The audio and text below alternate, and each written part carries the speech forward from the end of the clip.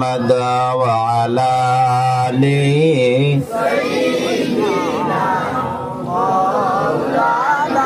ওদের জমিনে ভেঙে সদান্দান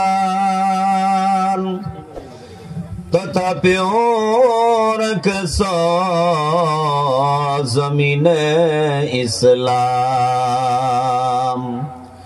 ভুলে গেছি মোরা তোমারি বিধান, নামেতে মোরা শুধু মুসলমান। আল্লাহুম্মা সাল্লি আলা সাইয়্যিদিনা মাওলানা।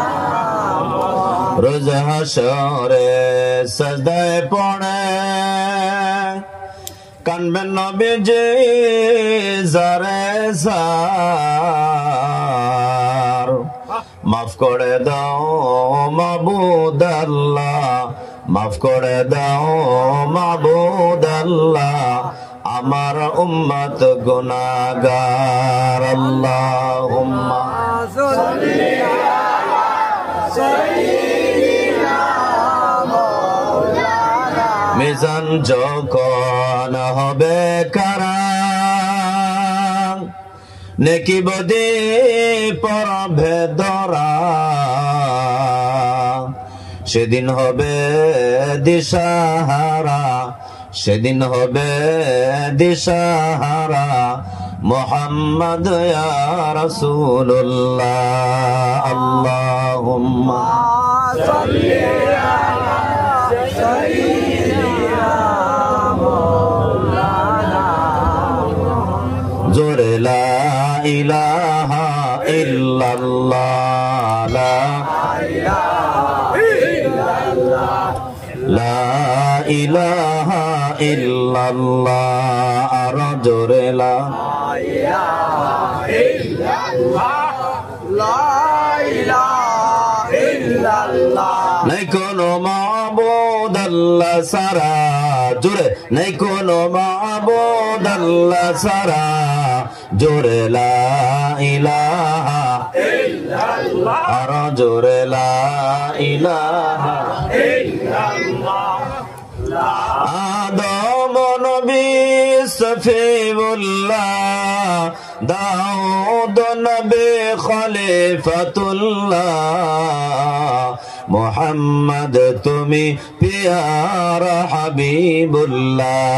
জোরে লা ইলাহা ইল্লাল্লাহ, লা ইলাহা ইল্লাল্লাহ, লা ইলাহা। ইব্রাহিম নবী খলিলুল্লাহ, ইসমাঈল নবী যাবিহুল্লাহ, মুহাম্মদ তুমি পিয়ারা হাবিবুল্লাহ। জোরে লা ইলাহা ইল্লাল্লাহ, আর জোরে লা ইলাহা ইল্লাল্লাহ, লা ইলাহা ইল্লাল্লাহ। মাটির নিচে থাকে যারা, সব বিচ্ছু মাখলুক তারা, সবাই বলে লা ইলাহা ইল্লাল্লাহ, লা ইলাহা ইল্লাল্লাহ। মুহাম্মাদুর রাসূলুল্লাহ সাল্লাল্লাহু আলাইহি ওয়াসাল্লাম। কলাস কি কলার শরীফ আর জামে মসজিদের বাৎসরিক ওয়াজ মাহফিল আজকের বিশাল এই মজমহার সবার সভাপতি সাহেব দামাত বরকাতুহুমুল আলিয়া মনসবে উপবিষ্ট জাতির এবং মায়ের শ্রেষ্ঠ সন্তান আম্বিয়া আলাইহিস সালামের ওয়ারিসানে মিল্লাত হযরতে মুআজ্জাজ ও মুহতারাম সরতাজ উলামায়ে কেরাম, আমার সম্মুখে বসে থাকা অতি শ্রদ্ধার বিভিন্ন স্কুল কলেজ মাদ্রাসা থেকে আগত আমার শ্রদ্ধার শিক্ষক মন্ডলী এবং মেধাবী ছাত্র বন্ধুরা, আমার পিতৃ সমতুল্য বয়োজ্যেষ্ঠ মুরব্বী সাহেবান, ইসলামের মেরুদণ্ড তরুণ যুবক ভাই বন্ধু সকল এবং পর্দায় অবস্থানরত আমার অতি স্নেহের সম্মানিতা মা এবং বোনেরা, মহান আল্লাহ তাবারক তাআলার অশেষ দয়া মেহেরবানি, যিনি আমাদেরকে বিভিন্ন প্রান্তর থেকে ছুটাছুটি করে জান্নাতি সামিয়ানার নিচে আসপার এবং বসপার, কোরআন ও হাদিস থেকে কিছু বলার মতো, শ্রবণ করার মতো তৌফিক দিয়েছে। তাই আমরা এখানে সকলেই আসতে পেয়ে বসতে পেয়ে অত্যন্ত খুশি না অত্যন্ত নারাজ? নাই, পিছনের সাথে না নারাজ? কারা কারা খুশি হাত উঠায় দেখায় দেই। লিল্লাহি তাকবীর, লিল্লাহি তাকবীর। আল কোরআনের আলো, কোরআন হাদিসের আলো, ওয়াজ মাহফিলের আলো, লিল্লাহি তাকবীর। আল্লাহ কবুল করুক। আমার আগেও মৌলানা জাবির হোসেন সাহেব এবং এই অঞ্চলের মৌলানা সাহেব বক্তব্য রেখেছে আমাদের সম্মুখে। আল্লাহ পাক ওনাদেরকেও দীর্ঘ হায়াত দারাজ করুক। আমার পরে আজকের যিনি নাকি প্রধান আকর্ষক, প্রধান অতিথি হযরত মাওলানা কারি শফিকুল ইসলাম সাহাব ত্রিপুরা, উনি আমার পরক্ষণে পদার্পণ করবে। আল্লাহ পাক ওনার আশাকে কবুল করুক, জোরে কোন আমিন। বর্তমান যুগে আপনার নর্থ ইস্টের মাধ্যমিকে টপ বক্তা হিসাবে আল্লাহ কবুল করে নিয়েছে, জোরে কো আমিন। আল্লাহ যেন মত পর্যন্ত কবুল করে, জোরে কো আমিন। ওনার বাড়িতে যেটা বড় মাদ্রাসা, 3 তলা বিল্ডিং বিশিষ্ট একটা মাদ্রাসা, ছোট ছোট এতিম এবং বড় বড় ছেলেরা লেখাপড়া করতেছে। 20,000, 25,000, 18,000, 15,000, 16,000 টাকা করে দরমা দিয়ে ভালো শিক্ষকের দ্বারাতে ওনার মাদ্রাসা পরিচালনা করতেছে, জোরে কও আমিন। এরপরে উনি ভারত বাংলাদেশ 23 তারিখ থেকে ওনার বাংলাদেশে সফর আছে, জলসা আছে এবং ভারতের বিভিন্ন স্টেজে উনি বয়ান করে। আল্লাহ পাক ওনার সাথে আমাকেও কবুল করেছে। আল্লাহ যেন দুইজনকে এমন ভাবে কবুল করে, জোরে বলেন আমিন। ওনার গরম বক্তব্য আমার পরে শুনতে পাবেন। আল্লাহ পাক যেন ওনাকে দীর্ঘ হায়াত দারাজ করে, সুস্থতা দান করে। এই জায়গাতে 2 বার আসেছে, তৃতীয়বার এখানে পদার্পণ করলেন। আল্লাহ যেন বারবার আসার তৌফিক দান করে, জোরে কও আমিন। হযরতকে আল্লাহ যেন সুস্থতা এবং ভালো রাখে। আল্লাহ পাক সকলকে কবুল করুক। ভাইয়ারা আমার, বন্ধুরা আমার, আমরা সকলেই 2 জন প্রায় সময় সফরে থাকি, 3-4 মাস ধরে সফরে। আল্লাহ যেন আমাদেরকে দীর্ঘ হায়াত, সুস্থতার দ্বারা বৃদ্ধি করে দে। কোরআন হাদিসের পক্ষে কথা বলার যেন তৌফিক দান করে, জোরে কও আমিন। আল্লাহ পাক সকলকে শেষ পর্যন্ত বসার তৌফিক দান করুক, আমিন বলেন। আমিন। আমিন আসতে বলছে, শেষ পর্যন্ত বসতো না। আচ্ছা, কারা কারা শেষ পর্যন্ত বসবে না আমারে রাখে পালায় যাবেন, গল্প হাত উঠে দেখা দেন তো। মাশাআল্লাহ, একটা হাত উঠছে। কোন হাত উঠছে নি? উঠে নাই মনে হয়। বড় চালাক আছে, বুঝছেন, আপনাদের এলাকায় চালাক আছে। আচ্ছা, আপনারা জিন্দা না মুর্দা? আচ্ছা, কারা কারা মুর্দা হাত উঠে দেখায় দাও। উঠছে নি? দেখো ভালো করে পিছ দিকে। ওদিকে মাহফিলে বললাম কারা কারা মুর্দা, 3 জন হাত উঠেছে সম্মুখে, 3 বুড়ায় হাত উঠেছে। আমি যাই হোক, হুজুররা সভাপতি সাহেব 3 জন মারা গেল মাত্র। হুজুর আমরা তো মরছি না, তা হাত উঠাইলেন কেন? কি জানি, বলতে পারি না, বুঝছে না তো। বয়ানটা হুশের সাথে আল্লাহ পাক শোনার তৌফিক দান করুন, জোরে কও আমিন। আমার বন্ধুরা আমার, আপনাদের সম্মুখে আমি দূর থেকে যদিও জার্নি করে আসলাম, সময় মতে আপনাদের সম্মুখে উপস্থিত হতে পারে আমি ইকরাম আব্দুল্লাহ আল্লাহর শাহী দরবারে আদর এবং তসলিমের সাথে শুকর আদায় করলাম, আলহামদুলিল্লাহ। আর আপনারা দিন থেকে এখন পর্যন্ত দীর্ঘক্ষণ সময় ওলামায়ে কেরাম বয়ান শুনতে শুনতে এখন পর্যন্ত ধৈর্য সহকারে বসার কারণে আমি আমার তরফ থেকে আন্তরিক মুবারকবাদ জ্ঞাপন করলাম, জোরে কও আমিন। তরফ থেকে জলসার কমিটির পক্ষ থেকে আন্তরিক শুভেচ্ছা এবং অভিনন্দন জ্ঞাপন করলাম, জোরে কও আমিন। আল্লাহ পাক আমাদের সকলকে বাড়িতে কিছু ওয়াজ দিলে ভরায় নেওয়ার তৌফিক দান করো, জোরে কও আমিন।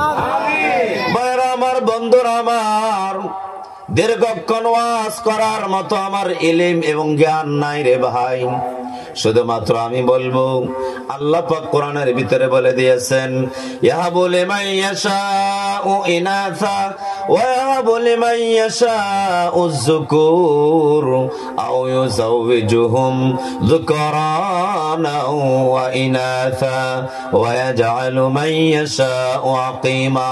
আল্লাহ রাব্বুল আলামিন বলেন, ও দুনিয়ার মানুষেরা রে, আমি আল্লাহ তোমাদের গর্ভের ভিতরে আমি যাকে ইচ্ছা করলাম, আমি তোমাদের গর্ভের ভিতরে একটা ছেলে সন্তান দান করেছি। আমি যখন ইচ্ছা করি তবে তোমাকে আমি একজন মেয়ে আমি দান করি। জোরে কও সুবহানাল্লাহ। আপনার ঘরের ভিতরে যে ছেলেটা, এটা দেওয়া আল্লাহর দেওয়া আমানত, হয় কি হয় না রে ভাই? এটা কার মাল বলো তো? কার মাল? আল্লাহর মাল। এই জন্য আল্লাহ বলতেছেন, ইয়াহাবু লিমান ইয়াশাউ ইনাসা ওয়া ইয়াহাবু লিমান ইয়াশাউ যুকুর। আমি আল্লাহ যখন ইচ্ছা করি তখন আমি আল্লাহ তোমাদের গর্ভে ছেলে দান করি, আর আমি আল্লাহ যখন ইচ্ছা করি আমি তোমাদের গর্ভের ভিতরে মেয়ে দান করি। আমি যখন ইচ্ছা করি তখন 3 নম্বরে দান করতে পারি, 2 জন মেয়ে একত্রিত জমক দিতে পারি কি পারি না? আমি আল্লাহ যখন ইচ্ছা করি 2 জন ছেলে একত্রিত তোমাদের গর্ভের ভিতরে জমক হিসেবে দিতে পারি। 4th নম্বর হয়ে গেল। 5ম নম্বর আল্লাহ পাক বলতেছেন, আমি যখন ইচ্ছা করি তখন আমি 5 নম্বরে একটা ছেলে একটা মেয়ে 2 জনকেও একত্রিত জমক দিতে পারি কি পারি না? রব্বুল আলামিন বলতেছেন, মানুষের গর্ভের ভিতরে আমি আল্লাহ সন্তান 5 প্রকার দান করি। 1 নম্বর হলো সিঙ্গেল ছেলে আমি দিতে পারি, 2 নম্বর হলো সিঙ্গেল মেয়ে আমি দান করতে পারি, আবার 2 জন ছেলে একত্রিত জমক দিতে পারি। 4th নম্বর হলো 2 জন মেয়ে একত্রিত জমক দিতে পারি। 5ম নম্বর হলো 1 ছেলে 1 মেয়ে 2 জন একত্রিত জমক আমি দিতে পারি কি পারি না? জোরে বলো না রে ভাই। আল্লাহ বলেন আমি দিতে পারি। এবার বলতেছেন যে 5ম নম্বর শেষ হয়ে গেল, 6 নম্বরে আল্লাহ বলতেছে, আমি যখন ইচ্ছা করি তখন আমি তোমাদের গর্ভের ভিতরে ছেলেও নাই মেয়েও নাই, আমি হিজরাও তোমাদের গর্তে বানাইতে পারি কি পারি না? পারে কি পারে না? 7 নম্বর বলতেছেন, আমি তোমাদের গর্ভের ভিতরে ইচ্ছা করলে ছেলেও না মেয়েও না, 2 জনও না, আবার 2 জন ছেলে মেয়েও না, আর হিজরাও না। আমি ইচ্ছা করলে তোমাদের গর্ভের ভিতরে ওয়াজআলু মান ইয়াশাউ আকিমা, আমি তোমাদেরকে বানজাও বানানোর ক্ষমতা আছে কি আছে না? ভাইরা আমার, বন্ধুরা আমার, এই জন্য আপনার ঘরে আমার ঘরে যে ছেলেটা দিল যে মেয়েটা দিল, এটা কার আমানত? জোরে একবার বলে দাও, কার আমানত? আল্লাহর আমানত। আল্লাহ বলতেছেন, ইন্নামা আমওয়ালুকুম ওয়া আওলাদুকুম ফিতনা। কিয়ামতের দিবসে তোমাদেরকে আমি আল্লাহ 2টা বস্তুর দ্বারাতে পরীক্ষা নিব। 2 বস্তুর দ্বারাতে। কয় বস্তু? 2টা বস্তুর দ্বারাতে পরীক্ষা নিব। 1 নম্বর হলো তোমাদেরকে আমি আল্লাহ মাল দিয়েছি, সম্পদ দিয়েছি, ধন বানাই দনদার, ধন সম্পদ দিয়েছি, মালদার বানাইছি। আমি তোমাদেরকে মাল সম্পর্কে জিজ্ঞাসা করব। আল্লাহ রাব্বুল আলামিন বলতেছেন, মালও 5 রকমে মানুষে খরচ করে এবং কামাই করে।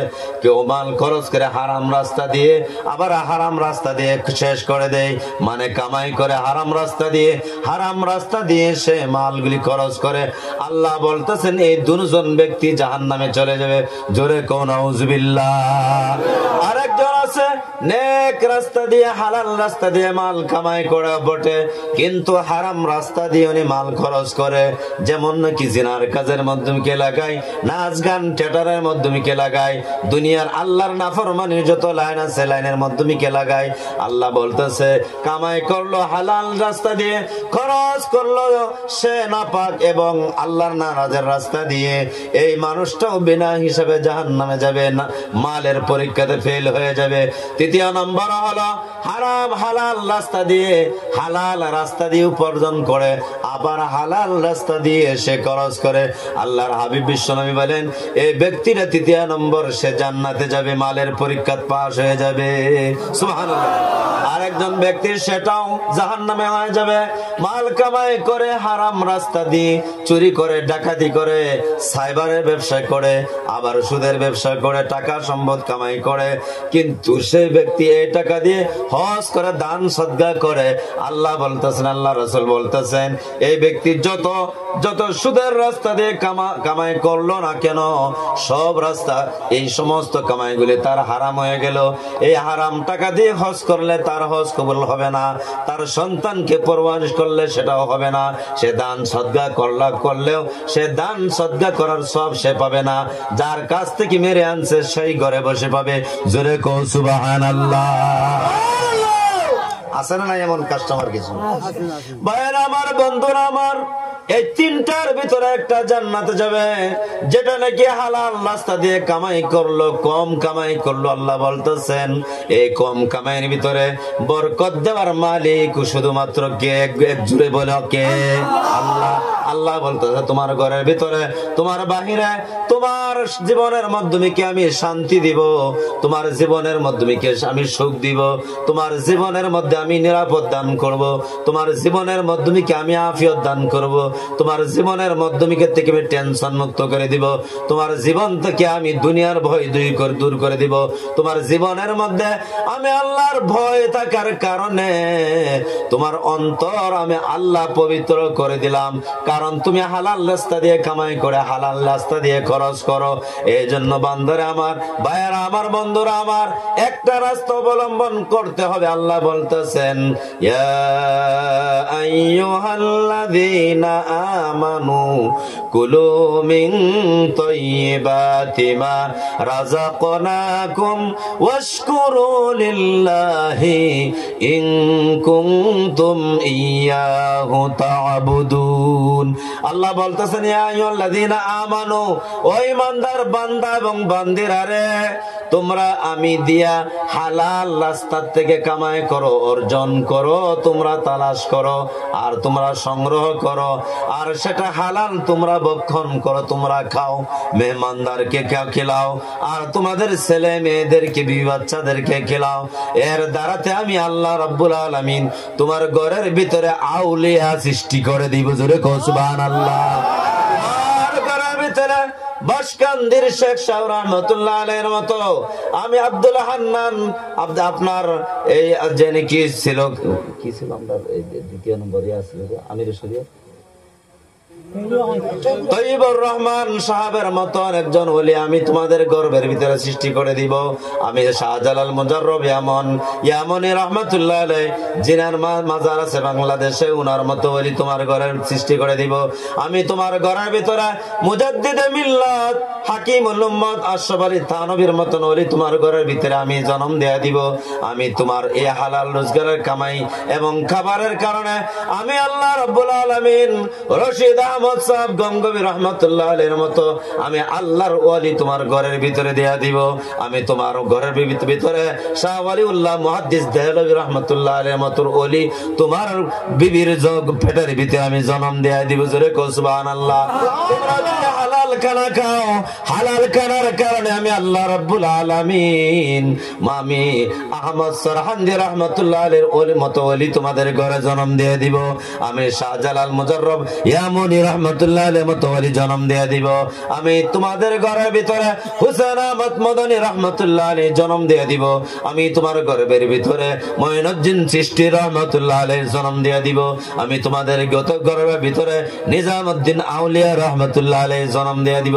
আমি তোমাদের হালাল রুজি রুটির বরকতে আমি আল্লাহ রাব্বুল আলামিন তোমার গর্বের ভিতরে জনাব বাগদাদী রহমতুল্লাহ আলাইহি জন্ম দিয়ে দিব। আমি তোমার ঘরের ভিতরে আমি আল্লাহ রাব্বুল আলামিন আব্দুল কাদের জিলানী জন্ম দিয়ে দিব। জোরে কও সুবহানাল্লাহ।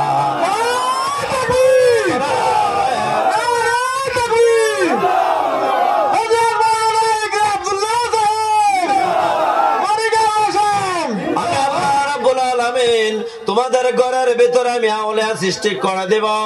আমি আল্লাহ রাব্বুল আলামিন ইমাম বুখারীর মতন একজন আউলিয়া তোমার ঘরের ভিতরে দেয়া দিব। আমি তোমার ঘরের তোমার ইবাদতের বরকতে, তোমার হালাল রোজগারের বরকতে আমি আল্লাহ রাব্বুল আলামিন ইমাম বুখারী নয়, ইমাম মুসলিম নয়, ইমাম তিরমিজি নয়, ইমাম যত ইমাম আছে দুনিয়ার ভিতরে আমি সব ইমাম আমি তোমার ঘরের বিবির ভিতরে আমি সৃষ্টি করে দেব। জোরে কও সুবহানাল্লাহ। আমার বন্ধুরা আমার, এই জন্য আল্লাহ হালাল রুজি, হালাল রুজি, হালাল রুটি, হালাল কামাই, হালাল কামাইয়ের বরকতের ভাই কাবা শরীফটা প্রথমে ছিল হযরত আদম আলাইহিস সালাম বড় করে বানাইছিল। এই বড় করে বানানোর পরে আল্লাহর হাবিব বিশ্ব নবীর চাচা, বিশ্ব নবীর দাদা আব্দুল মুত্তালিব যখন এই কাবা শরীফটা পুনর্নির্মাণ করে, তৃতীয় নম্বরে নির্মাণ করার সময় দেখা গেল হালাল টাকা তোমরা জমা করো। হালাল টাকাগুলি জমা করার পরে দেখা গেল যতটুকু কাবা শরীফ আছে ততটুকু বানানো সম্ভব নয়। হালাল টাকা দিয়ে মসজিদ বানাইতে গেলে মসজিদটা শুরু করতে হয়। এই জন্য হাতিমে কাবাটাও আরবের আপনার মক্কার ভিতরে ছিল। হাতিমে কাবাটা আব্দুল মুত্তালিব ছেড়ে দিয়ে কাবা শরীফটা ছোট করে বানায় বলছে এই হাতিমে কাবাটাও সুন্দর করে এটা নির্মাণ করে রাখি। এই খান পর্যন্ত আদম আলাইহিস সালাম, হযরত ইব্রাহিম আলাইহিস সালামের বানানো মসজিদ ছিল, কিন্তু আমাদের হালাল টাকা কম থাকার কারণে আমি মসজিদটা ছোট করে দিলাম। এই হাতিমে কাবাটা থাক কিয়ামত পর্যন্ত আদম আলাইহিস সালামের বানানো, ইব্রাহিম আলাইহিস সালামের বানানো মাকামে ইব্রাহিম পর্যন্ত সেটা একটা দায়রা দিয়ে রেখে দিয়েছে, যাতে করে কিয়ামত পর্যন্ত মানুষরা সেখানে হাজির দিতে গিয়ে 2 রাকাত নামাজ হাতিমে কাবায় পড়তে পারে। জোরে কও সুবহানাল্লাহ। বন্ধুরা আমার, এই জন্য বলতেছে আমার আল্লাহ রাব্বুল আলামিন হালাল রুটি দ্বারাতে কোন ব্যক্তি যদি মসজিদ বানায়, এই মসজিদের ভিতরে আল্লাহর রহমত থাকে, আল্লাহর বরকত থাকে, শান্তি থাকে। এই মসজিদের উসিলা করে সারাটা মহল্লায় হিদায়াত পাওয়া যায়। জোরে কও আমিন। ভাইয়ার আমার, বন্ধুরা আমার, আমি সেটা বলতে চাই না। আমি বলতে চাইছিলাম যে আল্লাহ রাব্বুল আলামিন সন্তান এবং মাল দৌলত দিয়েছে পরীক্ষা করার জন্য। এই মালের দ্বারাতে আল্লাহ পরীক্ষা নিবে। এই 3 প্রকার লোক জাহান্নামে চলে যাবে, আর 1 প্রকার লোক যিনি হালাল রাস্তা দিয়ে কামাই করলেন এবং হালাল রাস্তা দিয়ে উপার্জন আপনি খরচ করলেন, ওইজন ব্যক্তি কিয়ামতের দিবসে পরীক্ষা পাস হয়ে যাবে। জোরে কও সুবহানাল্লাহ। রাব্বুল আলামিন সন্তান দিয়েছে আপনার ঘরের ভিতরে সন্তান, যাতে করে আপনি মরে গেলেও সন্তানের সন্তানের সন্তানের সন্তান যদি 14 গুরু সন্তান কিয়ামত পর্যন্ত যেন আপনার সন্তান থেকে জান্নাতি মানুষ, জান্নাতে ব্যক্তি বানা শুরু হয়ে যায়। আপনার সন্তানকে দরবেশ বানাবেন, আপনার সন্তানকে মুফতি বানাবেন, মুহাদ্দিস বানাবেন, হাফেজে কোরআন বানাবেন, আলেমে দ্বীন বানাবেন, দাঈ বানাবেন, দিনদারি বানাবেন, তাবলীগী বানাবেন, জামাতি বানাবেন, খানকাহ বানাইবেন, ভাইয়েরা আমার মাশাইখ বানাইবেন, পীর বানাইবেন। এই পীর কিয়ামত পর্যন্ত যত মানুষকে সে মুশাইর রাস্তায় দিতে থাকবে। এই আলিম যতদিন পর্যন্ত মাদ্রাসা পড়াইবে, হাজার হাজার ছাত্র বানাইবে, কিয়ামত পর্যন্ত আপনি বাবা হওয়ার পরেও আপনি মরলেন তো মরলেন না, অমর হয়ে রইলেন। কিয়ামত পর্যন্ত আপনার সন্তান আলিম বানাইবে, হাফিজ বানাইবে, এমন করে সিলসিলা কিয়ামত পর্যন্ত যাইবে। আপনার কবরের মাধ্যমে সেকেন্ডে লক্ষ লক্ষ লক্ষ লক্ষ নেকি আপনার অ্যাকাউন্টে জমা হইতে থাকবে। জোরে কও সুবহানাল্লাহ। কারণ সন্তান হচ্ছে একটা অ্যাকাউন্ট, সন্তান হচ্ছে বড় একটা আপনার বড় ব্যালেন্স, সন্তান হচ্ছে বড় বস্তু, সবচেয়ে থেকে বড় আপনার সম্পদ। এই সম্পদকে আপনি যদি আলিম বানান, হাফিজ বানান, মুফতি বানান, মুহাদ্দিস বানান, ডিসি বানান, এসপি বানান, ডিএসপি বানান, আইএস বানান, আইপিএস বানান, ভাইরা আমার ডক্টর বানান, ইঞ্জিনিয়ার বানান, কোনো ধরনের সুবিধা নাই। কিন্তু সর্বপ্রথম ইসলামের মুসলমানের বাচ্চা, তার ভিতরে ইসলাম থাকতে লাগবে। কথা ঠিক না বেটি? ভাইরা আমার, বন্ধুরা আমার, এই জন্য প্রথম আপনি হাফিজে কোরআন বানান, আলিমে দ্বীন বানান, তারপরে ডাক্তার বানান, ইঞ্জিনিয়ার বানান, উকিল জজ বানান, তবে দেখবেন হারাম পয়সা কামাই করবে না। একজন আলিম হাফিজ যখন ডক্টর হবে, একজন আলিম হাফিজ যখন সুপ্রিম কোর্টের সে অ্যাডভোকেট হবে, হাই কোর্টের অ্যাডভোকেট হবে, সে কোরআন জানা থাকবে, মাসলা মাসাইল জানা থাকবে। ফজরের নামাজের পরে সে কোরআন পড়বে, কোরআনের তাসির তার দিলের মধ্যে পয়দা হবে, কোরআনের বরকত তার দিলের মধ্যে পয়দা হবে। সে যখন হারাম পয়সা নিতে চাইবে, কোরআন এবং তার ইলমে রেহবরি করবে, আর বলবে না না হবে না, তুমি এই গরিব লোকের থেকে এত টাকা তুমি নিতে পারবে না। কথা ঠিক না বেটি?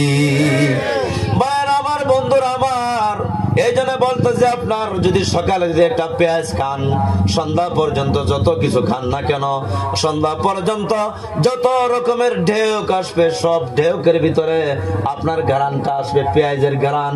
কারণ হলো সকালবেলা খালি পেটে পেঁয়াজ খাওয়ার কারণে সারাটা দিন যত ঢেউ আসবে সব ঢেউকের মধ্যে কিসের গারান আসবে? পেঁয়াজের গারান আসবে। আপনার ছেলে যখন আলিম হাফিজ হবে, সকালবেলা যখন সে ডিসি যখন তার কোয়ার্টারে যাবে, তার যখন লাইনে যাবে, তার চেম্বারে যাবে, সকালে যখন ফজরের নামাজটা পড়ে সে কোরআন তেলাওয়াত করে যাবে, ডিসি হওয়ার পরে সারাটা জেলার জিম্মাদারি হওয়ার পরে লক্ষ লক্ষ টাকা টেবিলের নিচ দিয়ে আসবে। সে বলবে হতে পারে না, আমার আল্লাহ কোরআনের বলতেছে, ইয়া আইয়ুহাল্লাযীনা আমানু লা তাকুলুর রিবা, মানে ঘুষ গাঞ্জা এবং সুদ তুমি খাইও না। এ কোরআনে যখন তাকে রেহবরি করবে, সঙ্গে সঙ্গে বলবে না টেবিলের তল নিচে দিয়ে দিলে আমি লব না, আমি তোমার কাজ করব, আমি ডিসি, আমি তোমার জেলার নিয়াম, আমি তোমার জেলার মুরব্বী হিসাবে আমার দায়িত্ব আছে, আমি আমার দায়িত্ব পালন করব। কারণ আল্লাহর রাসূল বলতেছেন, কুল্লুকুম রাইন ওয়া কুল্লুকুম মাসউলুন কিয়ামতের দিবসে আল্লাহ বলবে যে তোমাকে আমি একটা ডিস্ট্রিক্টের মালিক বানায় দিয়েছিলাম, একটা ডিস্ট্রিক্টের ডিসি বানায় দিয়েছিলাম, তোমার হক ছিল জেলার সব মানুষেরকে সম হিসাবে তাকে ইনসাফ করার জন্য। তুমি কেন মানুষের কাছ থেকে টাকা নিয়েছো? কেন তুমি ওকাতরে পয়সা খেয়েছো? এই জন্য আমার হক হলো যে আমি এই জেলাটা সৌন্দর্যভাবে কোরআন মতে আমি পরিচালনা করা দরকার আছে কি আছে না? ভাইয়েরা আমার, বন্ধুরা আমার, এই জন্য আপনার ছেলেকে আলিম এবং হাফিজ বানান। আলিম হাফিজ যদি বানান, মক্তব থেকে যদি পড়ান, তবে এই ছেলে যদি আলিম হাফিজ হয়, আপনার 16টা ফায়দা হবে। এই ফায়দাটি বলবো ইনশাল্লাহ, শুনবেন? কারা কারা শুনবেন না? এই যে কইতেছে শুনবাম না হুজুর, পিছনের সাথে তো কইতেছে শুনবো না। হাসানি বসে আছে সারা, একদম শুনবেন নি? বলবো নি? আল্লাহ সুবহানাল্লাহ কোনা, আলহামদুলিল্লাহ, নাউজুবিল্লাহ কোনা। ঠান্ডা হয়েছে মনে হয়। ভাই কবরস্থানে বাস করতেছি নি, আমারটা বড় কবরস্থানে বসে বাস করতেছি। সুবহানাল্লাহ কোনটা দেখি, ঘুমাইছে না দেখি, সব জিন্দা। আল্লাহ কবুল করুক, জোরে কও আমিন। ভাইয়ারা আমার, বন্ধুরা আমার, আপনি যখন একটা ছেলে একটা মেয়ে হোক তাকে বানাত মাদ্রাসায় দিলেন, ছেলেকে যখন মাদ্রাসায় দিলেন, মাদ্রাসায় যখন লেখাপড়া করাইলেন, বিবি যখন স্বামী স্ত্রী বিবাহ হইলেন, হওয়ার পরে ইচ্ছা করলেন, বিবি বলতেছে, ওগো স্বামী, আমার ঘরে যদি প্রথম সন্তান হয় তবে আমি হাফিজে কোরআন বানাইবো প্রথম। বাবাটাও বললো হ্যাঁ ঠিক আছে, হাফিজে কোরআন বানাইবো। এবার যখন সন্তানটা হলো, হওয়ার পরে দেখে নাক মুখ কান চেহারা এত সুন্দর, একেবারে শাহরুখ খানের মতন দেখা যায়। এবার বাবারা বলতেছে, ও আমার প্রাণের স্ত্রী, ছেলেটা তো বড় সুন্দর হয়েছে, শাহরুখ খান সালমান খানের মতন দেখা যায়। এই ছেলেটা যদি আমি আলিম হাফিজ বানাই, তবে আমি আলিম হাফিজের বাপ হলে কে দেখবে? আমি তো মিডিয়াতে আসতে পারবো না, আমি তো নিউজ লাভে আমাকে দেখাইবো না।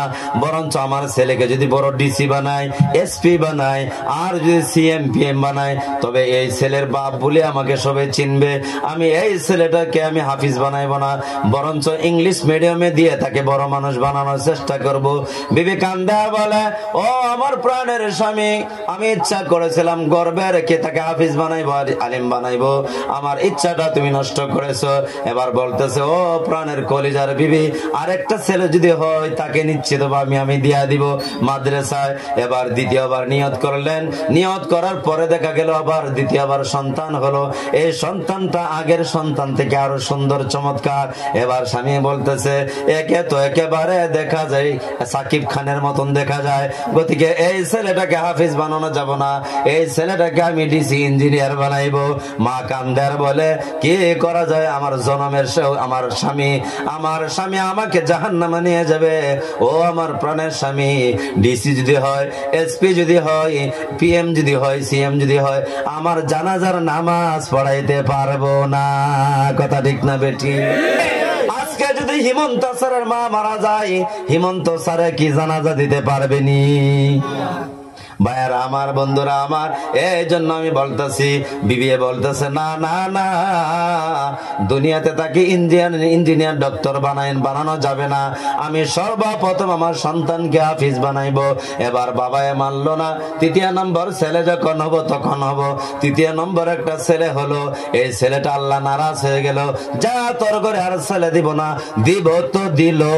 এবার তৃতীয় নম্বর যখন ছেলে হলো, ছেলে যখন এইদিকে চাই, এই দিকের মানুষে মনে করে আমার দিকে চাই, আর এইদিকে চাইলে এই দিকের মানুষ মনে হয় আমার দিকে চাইতেছে। কি কেরা কি টেগরা টেরা বুঝছেনি?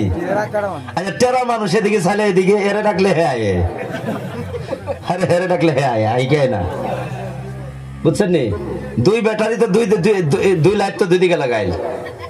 এবার বাবা মনে মনে বলে ও আমার স্ত্রী, ও আমার বিবি গো, যে জাতের সন্তান হইল, এত সালমানও না, শাহরুখও না, আর আমির খানও না, একে মাদ্রাসায় না দিয়াও পারছিও না। এরম শয়তান বাবা দুনিয়াতে আছে কি আছে না? জোরে কোনা। এবার মনে মনে ভাবলো এই সন্তানকে আর মাদ্রাসায় না দিলে আর কাজ হবে না। ডিসি সাহেব যদি এই দুই দিকে ছায়া দেখে, তবে এক পার্টিরে ডাকলে আরেক পার্টি আসবো। এসপি যদি এদিকে চাই, ওই দিকের মানুষকে ডাকে, ওই দিকের মানুষ সাথে আসবো, উল্টা পাল্টা লাগবো। এই জন্য বাবা মনে করছে আর তাকে ডিসি এসপি বানানো যাবে না। এই আপনার কেরা বলছেন না, কারা কি বলে, কেরা, এই কেরা সন্তানকে আর কোন দুনিয়ার বড় ডিগ্রি হাসিল করাইতে যাওয়া যাবে না।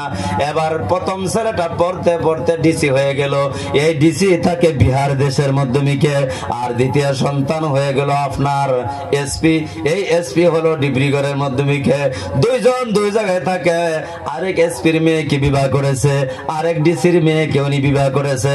এবার দুই ডিসি, এসপি ডিএসপির দুইজনের মেয়েকে বিবাহ করার পরে এক গ্রামের যে বাবা মা আছে, তারা যদি তাদের বাড়িতে যায় লুঙ্গি পরিধান করে, তাদের বলে প্রেস্টিজ নষ্ট হয়ে যায়। কথা ঠিক না বেটি?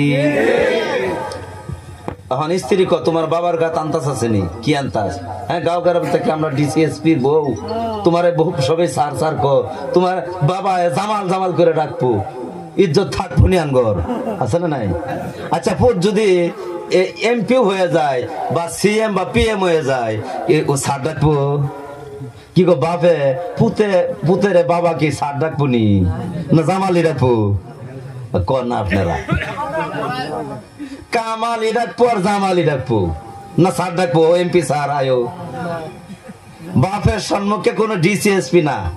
আর বিবির স্বামী বিশ্বনবী বলতেছে তুমি ভয় করো কে? আয়েশাতুল ফাতেমা, আয়েশাতুল হুমায়রা রাদিয়াল্লাহু আনহা যখন প্রথম রাসূলের ঘরে গেল, থরথর করে কাঁপতেছে, কাঁপো কেন গো ইয়া রাসূলুল্লাহ, আপনি বিশ্বনবী, আপনাকে দেখার পরে আমার ভয় লাগতেছে। না, আমি সারা পৃথিবীর নবী, কিন্তু তোমার নবী না, আমি তোমার স্বামী। জোরে কও সুবহান, আমি তোমার স্বামী।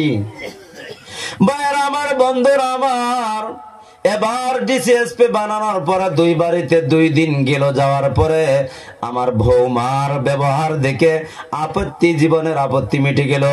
বলতেছে বাবারে সালাম, আর জীবনে তোর বাড়িতে আসবো না। আমি আসার কারণে তুমি এসপি, তোমার সম্মান জেলার ভিতরে আছে, জেলার ভিতরে 22টা থানা আছে, সব থানার স্যার আমি তুমি। আর তোমার কাছে আমি আমার কারণে তোমার বিবি তোমার সাথে খারাপ ব্যবহার করছে। বাবা গো, জীবিত থাকলে আমাকে যদি 2টা টাকা দেওয়ার মতো তোমার মনস্ক থাকে, আমার ব্যাংক ব্যালেন্সের মধ্যে তুমি ঢুকাইয়া দিও। কথা ঠিক না বেঠিক? ভাইয়ারা আমার, বন্ধুরা আমার, বিহার দেশে গেল মা বাবা একদিন। যাওয়ার পরে দেখলো যে তার বিবি তার মা বাবাকে 2 দিন খাওয়ানোর পরে শরীরটার মাধ্যমে গরম হয়ে গেছে, আর টিকা যায় নাই, স্বামীর সাথে খারাপ ব্যবহার করতেছে। ডিসি সাহেব বলতেছে আমার আম্মা আব্বার লগে তুমি খারাপ ব্যবহার কেন করো? বলে তুমি কি জানো না তোমার মা বাবা যা আমাদের প্রেস্টিজ বোঝে না, এমন ব্যক্তি যদি গড়ে থাকে জামাল করে ডাক দিলে তোমার ইজ্জত যাবে, সারা জেলার মানুষে তোমাকে স্যার ডাকে। এই তোমার আব্বা আম্মাকে বাড়ি থেকে জলদি বিদায় করো, নচেত তোমার বাড়িতে আমি রান্নাও করব না। তুমি ডিসি যতই আসো না কেন তুমি পাক ঘরে রান্না করে তুমি নিজের খানা নিজে বানাবা। এরম দায়ুস মার্কা মা বোন কিছু আছে কি আছে না?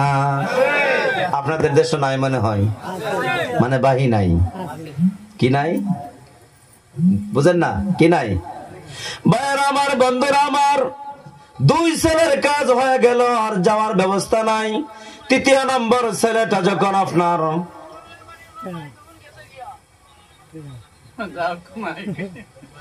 তৃতীয় নম্বর ছেলেটা যখন দেখা যায়, 3য় নম্বর ছেলেটা যখন দেখা যায় টাকা সে কারা হয়ে গেল, এবার তাকে মাদ্রাসায় দিল।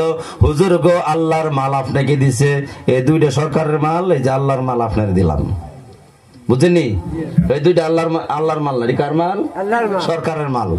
ডিসিএসপি সরকারের মাল, হুজুর আল্লাহর মাল, এটা দিলাম, একবার চাইলে আরেকবার দেখা যায় কাজ হয় না, এটা আপনারই দিলাম। মাদের সাহায্য করে ছেলে সন্তানকে দে, এই বালাগুন দে না পুরকা চুরকা দে, কি গো কথা শুনে না? মার কলর ভেঙে হালা, মার খাম ভেঙে হালা, মার টাকা কই আছে, বাবার পকেট মারে, ঘরের মধ্যে অত্যাচার, আর কোনো পায় না। তখন সদকা মানে আল্লাহ ছেলের বাসায় রাখে, আল্লাহ তো মাদের সাথে মুসালাই খালি বড় করো। সদকা মানে কি মানে না? মাদের সাহায্য করে ছেলে পেলেরা পরে, এটি মনে করেন ভালো ছেলেরা পরে নি, বড় বড় আলিম যে হয় এগুলি মা বাবা অত্যাচার হয়ে এই ছেলেরা দেয়। 1000 ছেলের মাথায় 2টা ছেলে থাকে, যে ছেলে নাকি ভালো ছেলেকে দিছে, সালমান খান শাহরুখ খানের মতন দেখা যায়, নাচত ব্যক্তি আতা বুতা বাইগনের মতো, দেখছেন নি? ভাইয়ার আমার, বন্ধুরা আমার, 3য় নম্বর ছেলেকে যখন দিল মাদ্রাসায়, মেধা আমার আল্লাহ তো সুন্দর করে দিয়েছে মার দোয়ার বরকতে। এবার এই ছেলেটা 2 বছরের মধ্যে হাফিজ হয়ে গেল, জুড়ে সুবহানাল্লাহ। 2 বছর হাফিজ হওয়ার পরে 1 বছর দৌড়া দিল, ভালো পাক্কা হাফিজ হয়ে গেছে। তার তেলাওয়াত যখন শুনে মানুষের দিল কলিজা ঠান্ডা হয়ে যায়। এবার গেল বদরপুর জামে মসজিদে যখন ইন্টারভিউ হইতেছে এই বছরে, আর শিলচর জামে মসজিদের মাধ্যমিকে ইন্টারভিউ হইতেছে এই বছরের মাধ্যমিকে, ভালো ছেলেরা যারা আছে পরীক্ষা দিতে আও, তারাবির নামাজ পড়াইতে লাগবে। ছেলেরা যাইতেছে পরীক্ষা দেয়, কিন্তু তেলাওয়াত তো ভালো, আওয়াজ তো ভালো না। এই টাগরা ছেলেটা, আর সে তার সুরটা হলো কালো। এই ছেলেটা যখন গেল, তার এত সুললিত কণ্ঠে যখন তেলাওয়াত করলো, মানুষ আর টেগরা টুকরা কিছুই দেখে নাই, তার তেলাওয়াতে মগ্ন হয়ে বলছে আমাদের এই বছরের তারাবির নামাজ আব্দুর রহমানই পড়াইবে, জোরে কও সুবহানাল্লাহ। এবার ছেলে যখন আলিম হয়, হাফিজ হয়ে গেল, হাফিজ হওয়ার পরে হুজুররা তারা পাগড়ি দিয়ে বলল বাবা তোমাকে বিদায় করে দিলাম, তুমি যাও বাসকান্দি পড়ো, গিয়া তুমি আলিম হয়ে যাও। এবার বাসকান্দি গিয়া 7 বছর পরে আলিম হয়ে গেল, বড় আলিম হয়ে গেল। আলিম হয়ে যাওয়ার পরে আপনার মসজিদে থাকে, এখানে একটা মাদ্রাসা আছে, মাদ্রাসায় লেখাপড়া করায়। এবার দেখা যায় বাবার খেদমত, মার খেদমত, এই টাকা এই কারা সন্তানেই করা শুরু করে দিল। একজন ডিসি সে কাজে আসলো না, একজন এসপি সেও কাজে আসলো না। মা বাবার বয়নসারের খবর নেওয়ার মাধ্যমে তারা একটা ফোনও দেওয়ার সময় নাই, কিন্তু বাবার খেদমত, মার খেদমত, বোনেন তোর খেদমত, বোনেন তোর জরুরত। 12,000 টাকা দরমা পাওয়ার পরে দেখা গেল এই ছেলেটাই তাদের সকল হাজত পুরা করে, জোরে কও সুবহানাল্লাহ। বন্ধুরা আমার, মসজিদের মধ্যে 8,000 পায়, মাদ্রাসার মাধ্যমিকে 5,000 পায়, এই 13,000 টাকা দরমা পায়। মার কাপড়, বাবার কাপড়, নিজের বিবির কাপড় চাপড়, আর ছেলের সন্তানের কাপড় চাপড়, নিজের কাপড়, আবার তাদের ভরণ পোষণ এবং তাদের খাবার দাবার, তাদের ওষুধ পাতি সবকিছু বহন করে। এবার বাবা তার উপরে সন্তুষ্ট হয়ে কান্দে আর বলে ওগো আল্লাহ, আমি যদি জানতাম তবে আমি জামাল আর কামালকে কোনদিন আমি ডিসি আর এসপি বানাইতাম না। এরকম জর্জরিত দেশ কিছু আছে কি আছে না? ভাইয়ারা আমার, বন্ধুরা আমার, এবার দেখা গেল এই ছেলেটা যে নাকি কারা ছেলেটা, এই দুইটা কারা ছেলেটা, এই ছেলেটা আলিম হাফিজ হওয়ার পরে মসজিদে খেদমত করে, মাদ্রাসায় খেদমত করে। এই ছেলেটার কারণে মা বাবার সুনাম ধন্য নাম হয়ে গেল। এই ইমাম সাহেব তো সুন্দর তেলাওয়াত করে, তার বাবার নাম কি? এ বাবার নাম হল আব্দুল সাত্তার। আব্দুল সাত্তারের না দুই ছেলে ডিসিএসপি বলে, তৃতীয় নম্বর ছেলেটা হাফিজ, ইনি শিলচর টাউন জামে মসজিদে সে ইমামতি করে, আর সে কি করে? এই মাদ্রাসায় পড়ায়। এবার দেখা গেল তার মা বাবার সম্মান এই ছেলের দ্বারাতে হলো, আর সম্মানই নাই। খেদমত পাইতে গেলে এই ছেলের দ্বারাতে পায়, সম্মান চাই সেই ছেলের দ্বারাতে পায়। এবার বরণ পোষণের সব জরুরত এই ছেলে পোলা করে।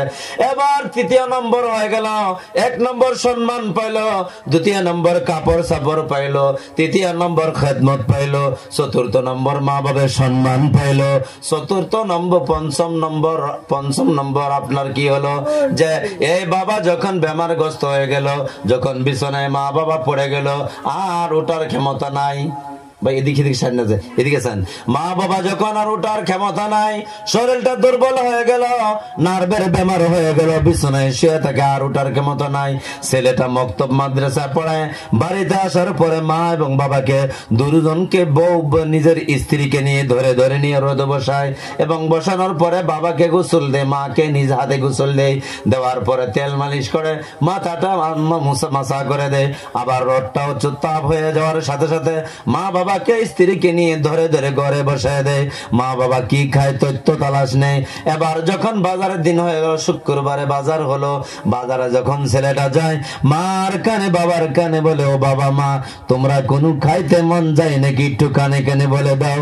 মা কান্দে, বাবা কান্দার বলে, বাবারে আর কলি যায় আঘাত দিস না, আমার দুইটা ছেলে জামাল কামাল, দুইজনকে লেখা পড়াইতে করাইতে মাটি জমিন সব বিক্রি করে দিয়েছি, লক্ষ লক্ষ টাকা আমি জাহান্নামে ঢেলে দিয়েছি।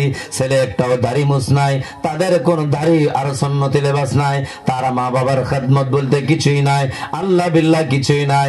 এরপরে আমি মা বাবাকে চেনে নাই। এই ছেলে দুইটার পিছনে আমি লক্ষ লক্ষ টাকা দূর করে দিয়েছিলাম। বাবারে তোকে আমি যখন বাসকান্দি মাদ্রাসায় দিয়েছিলাম, তোর লেখাপড়া দেখে দেখে ছাত্র শিক্ষকরা তোকে ওজিফা দেওয়া শুরু করে দিল। মাসে মাসে তোকে 100 টাকা দেয়, 100 টাকা তেল সাবানের ব্যবস্থাপনা হয়ে যায়। তুই আমাকে কোনোদিন অত্যাচার করস নাই টাকা পয়সার জন্য। বাবারে বিনা পয়সায় তোকে আলিম হাফিজ বানায় আনলাম।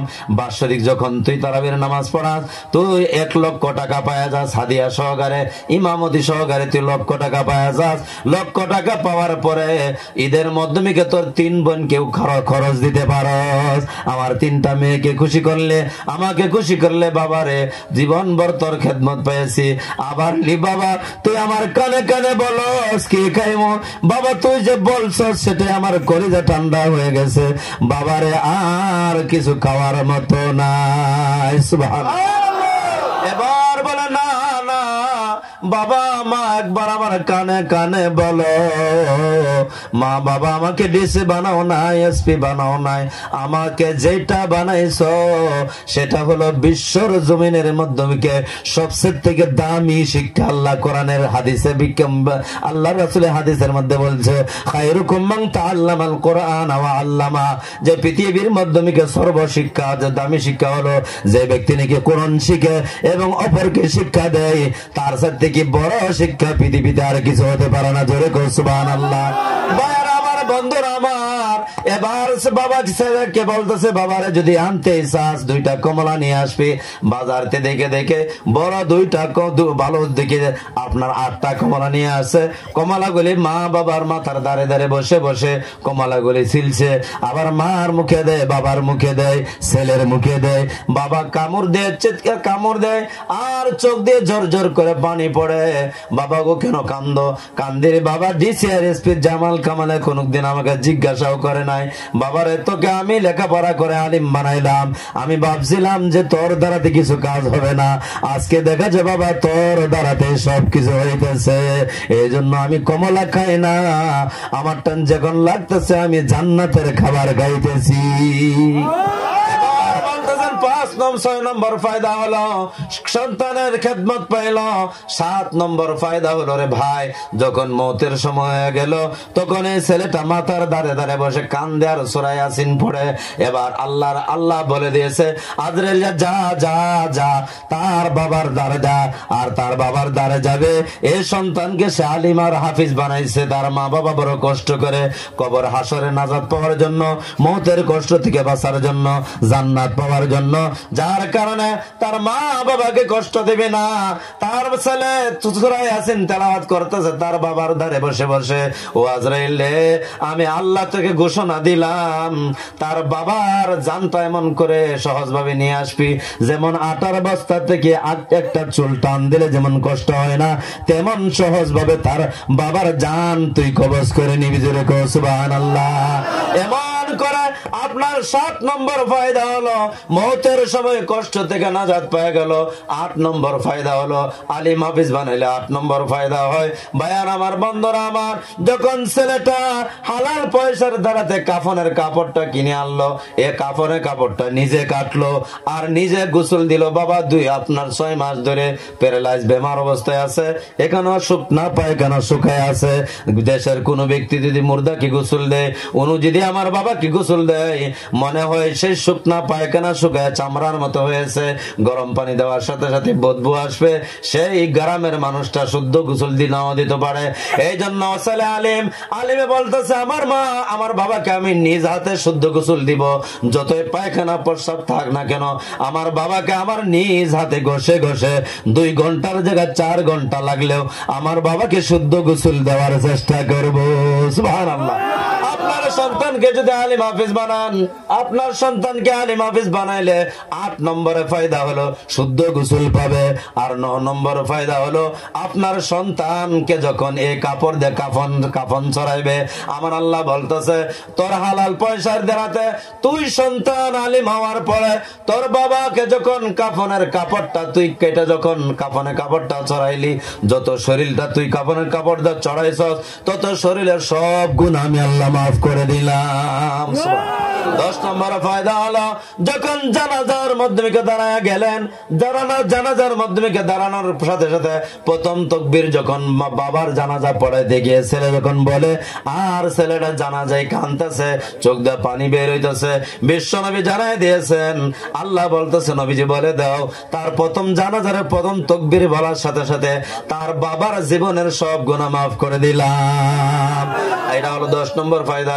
11 নম্বর ফায়দা হলো দ্বিতীয় তাকবীর বলার সাথে সাথে তার মা বাবা যত গুনাহ নিয়ে মরে গেল তত গুনার জায়গা নেকি দিয়ে ভরপুর করে দিলাম। তৃতীয় নম্বর আর 11 নম্বর ফায়দা হলো তৃতীয় তাকবীর বলার সাথে সাথে আমি শেষ করে দিই।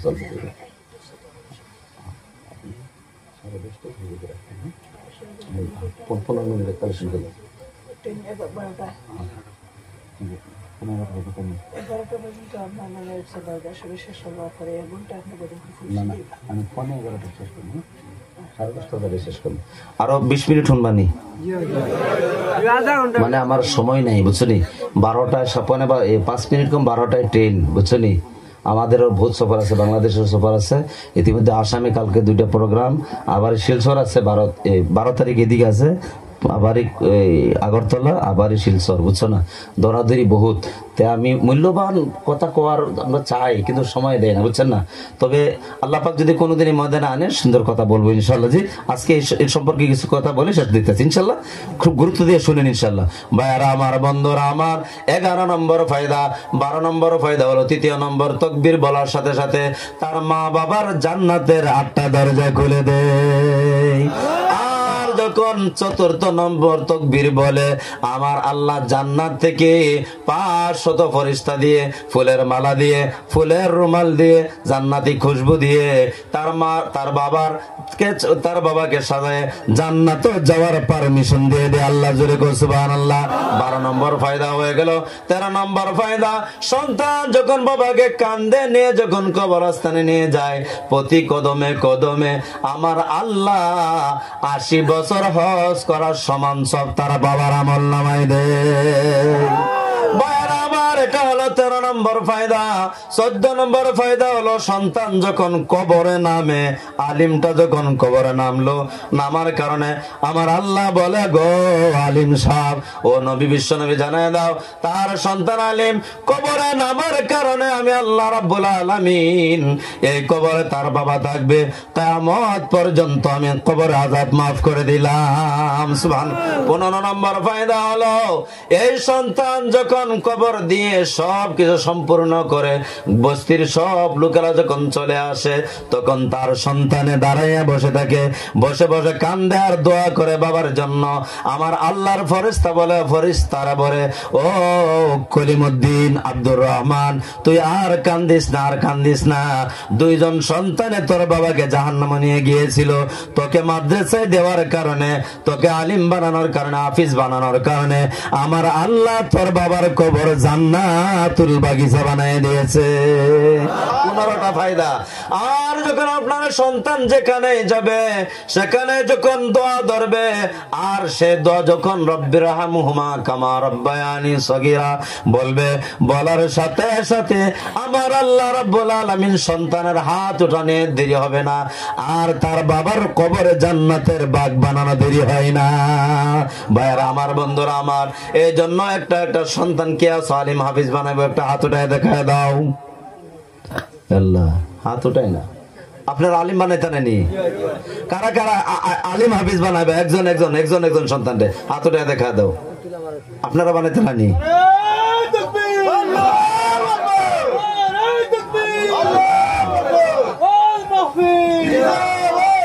ভাইয়ারা আমার, বন্ধুরা আমার, এই জন্য চেষ্টা করো যে আমরা আলিম হাফিজ বানাইবো। ভাইয়ারা আমার, বন্ধুরা আমার, একটা ছোট একটা কাহিনী বলে শেষ করতেছি।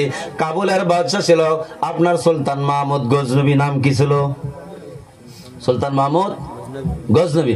সুলতান মাহমুদ গজনবী ছিল একটা বাদশা।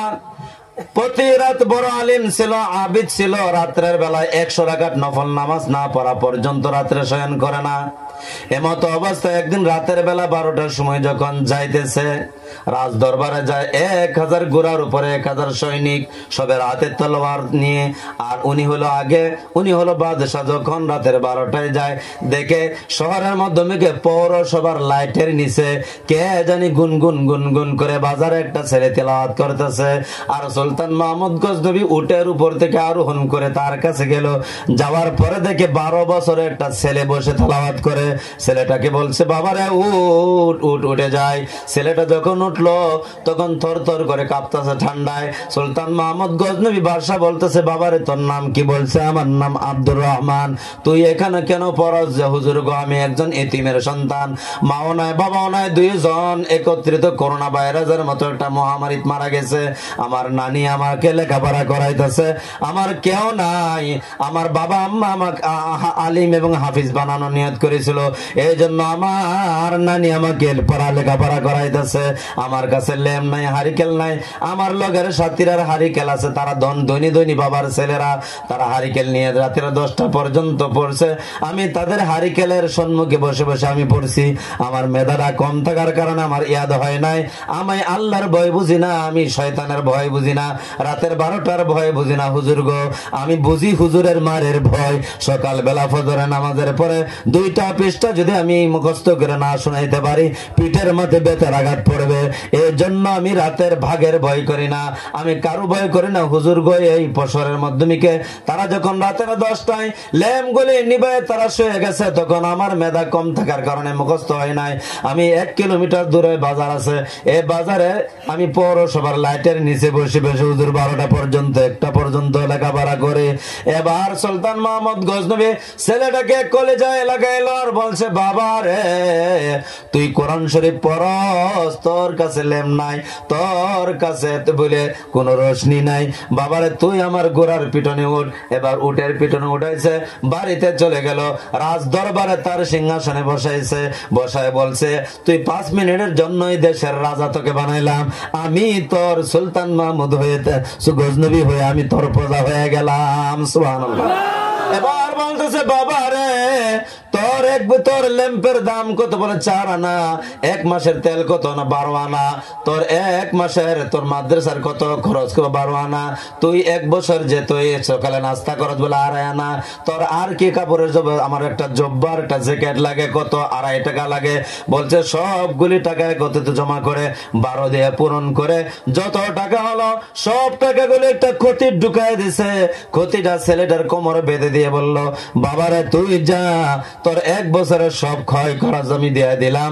ল্যাম্প কিনবি, তেল কিনবি, তোর জব্বা, তোর জ্যাকেট কিনবি, তোর খানা দানা আর মাদ্রাসার খায় খরচের সবকিছু দিয়ে দিলাম। বাবা 1 বছর লেখাপড়া করবি, শেষ হতেই আমার দরবারে আবার আসবি, আবার তোকে 1 বছরের খোরাক দিয়ে দিবে। সুবহানাল্লাহ। এমন করে যখন যায় আর উজিরকে বলছে উজির রে ছেলেটাকে তুমি উটের মধ্যে বসে মাদ্রাসায় ছেড়ে আসো। ছেলেটা যখন যায় এই সুলতান মাহমুদ গজনবী বাদশা হয়ে কান্দে আর বলে বাবা রে আমার জীবনের 2টা আশা কোনদিন পুরা হয় নাই। আমি 12 বছর পর্যন্ত আমি রাত্রের বেলায় সুন্নতি হিসেবে আমি ঘুমাই, 100 রাকাত নফল পড়ি, দুরূদ শরীফ পড়ি। আমি আল্লাহর রাসূলকে দেখার জন্য, কবে দেখার জন্য আমি অত চেষ্টা করি, একদিন তো রাসূল আমার সাথে দেখা দেয় নাই।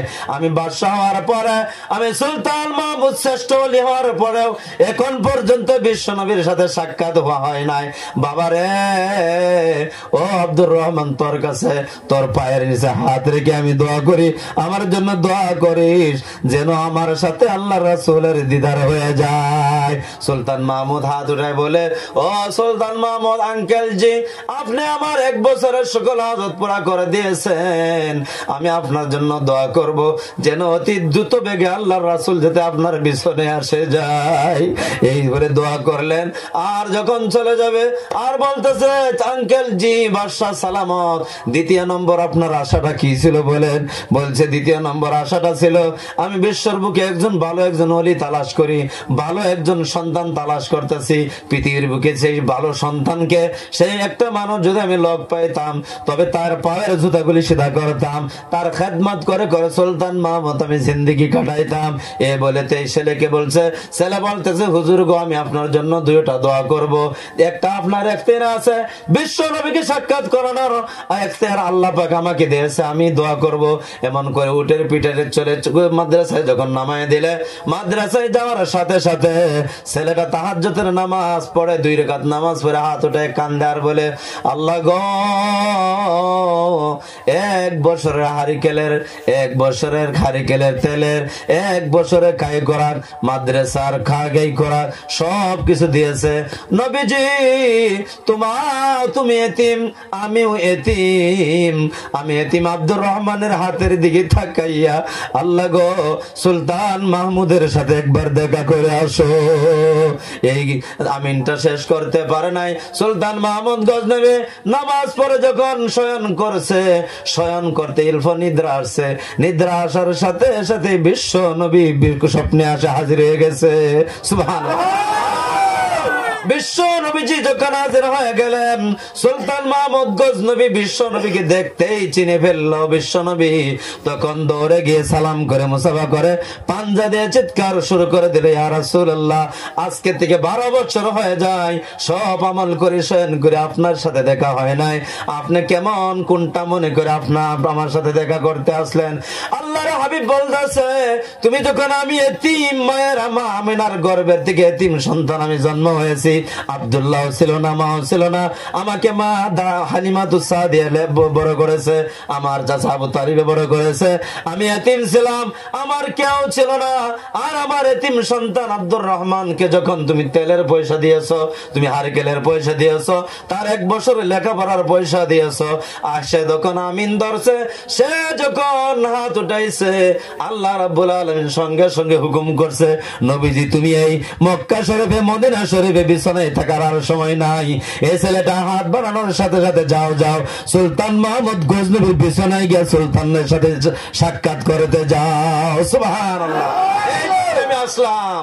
এবার বলতেছে রাসূল গো, আপনাকে এই বাচ্চাকে আমি খেদমত করে এত সহায় পাইছি, আপনার সাথে দেখা হলো। হুজুর গো এবার বলেন। আমার দ্বিতীয় আশাটা ছিল যে একজন ভালো মানুষের সন্ধান। আল্লাহর হাবিব বলতেছে, আমি মনে করেছিলাম তুমি বড় জ্ঞানী, এবার দেখি তুমি কোন জাতের জ্ঞানী নয়। কারণ তুমি কি জানো না, খায়রুকুম মান তাআল্লামাল কুরআন ওয়া আল্লামা, পৃথিবীর বুকে শ্রেষ্ঠ মানুষ যে ব্যক্তি নাকি কোরআন শিখে এবং শিখায়। এই আব্দুর রহমান যে আছে, এই হলো পৃথিবীর যত মাদ্রাসার ছাত্র ছাত্রীরা আছে, পৃথিবীর বুকে শ্রেষ্ঠ সন্তান হলো তারাই। জোরে কর সুবহানাল্লাহ। আর এই আব্দুর রহমান শ্রেষ্ঠ সন্তান হওয়ার কারণে, তাকে তুমি সাহায্য করার কারণে তোমার সাথে আমি দেখা করার জন্য আসছি।